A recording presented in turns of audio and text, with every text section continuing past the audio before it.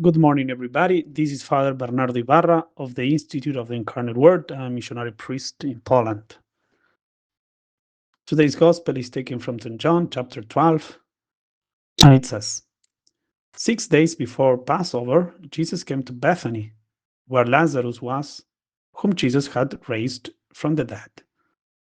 They gave a dinner for him there, and Martha served, while Lazarus was one of those reclining at table with him. Mary took a liter of costly perfumed oil, made from genuine aromatic nard, and anointed the feet of Jesus and dried them with her hair. The house was filled with the fragrance of the oil. Then Judas the Iscariot, one of his disciples, and the one who would betray him, said, "Why was this oil not sold for 300 days' wages and given to the poor?" He said this not because he cared about the poor, but because he was a thief and held the money back and used to steal the contributions. So Jesus said, "Leave her alone. Let her keep these for the day of my burial. You always have the poor with you, but you do not always have me." The large crowd of the Jews found out that he was there and came, not only because of him, but also to see Lazarus, whom he had raised from the dead. And the chief priests plot to kill Lazarus too, because many of the Jews were turning away and believing in Jesus because of him. Today's Gospel narrates what Jesus did on Holy Monday, 5 days before his death. After entering Jerusalem, he returned to Bethany to stay at Lazarus' house until the hour of his passion arrived. While he was there, they gave him a dinner. Lazarus was also at the table. During the meal, Mary, to express her gratitude for Jesus having raised Lazarus from the dead, performed an extraordinary act. She approached Jesus with a liter of costly perfume oil that was made from genuine aromatic nard and poured it on his feet. This perfume was indeed very expensive. Nard, from which the oil is made, is a flowering plant that grows primarily in the Himalayas of India. It reaches about 1 meter in height, that is 3 feet, and has pink, bell-shaped flowers. It is typically found at altitudes between 3,000 and 5,000 meters. The nard is also used to symbolize Saint Joseph, as seen in Pope Francis' coat of arms. From this plant, an essential oil is extracted, an oil that captures the distinctive fragrance of the plant. These oils are typically obtained through steam distillation.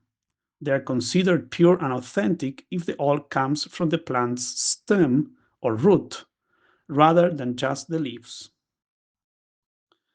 The extraction process is complex and labor-intensive. It involves prolonged boiling of the plant, followed by the careful distillation of the steam.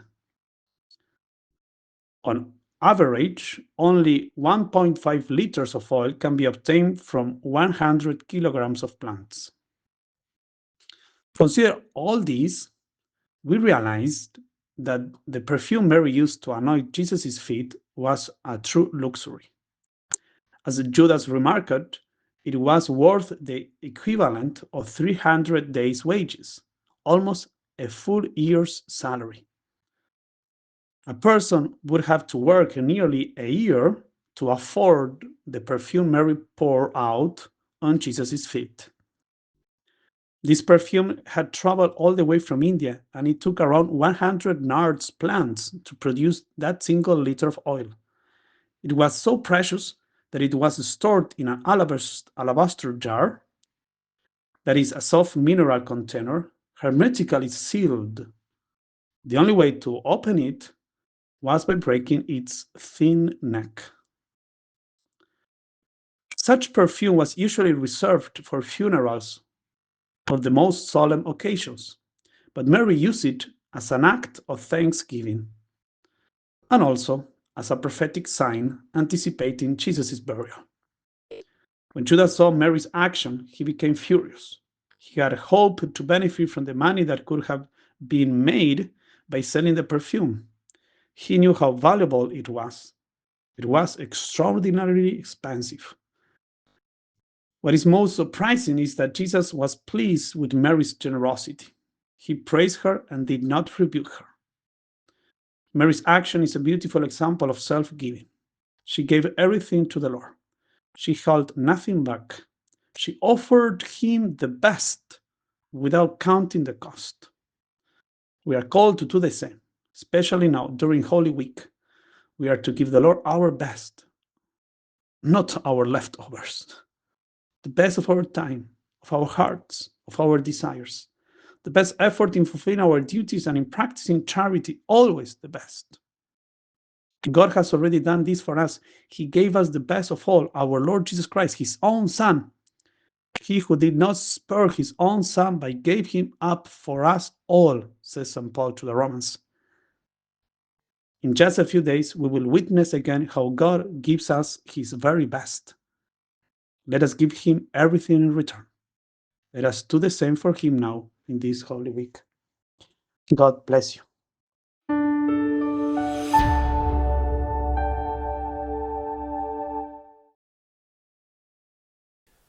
If you found this video fruitful, please feel free to share it with a friend or family member. Or if you would like to learn more about our missionary priests throughout the world and how to support them, please visit iveamerica.org. Thank you for watching, and God bless.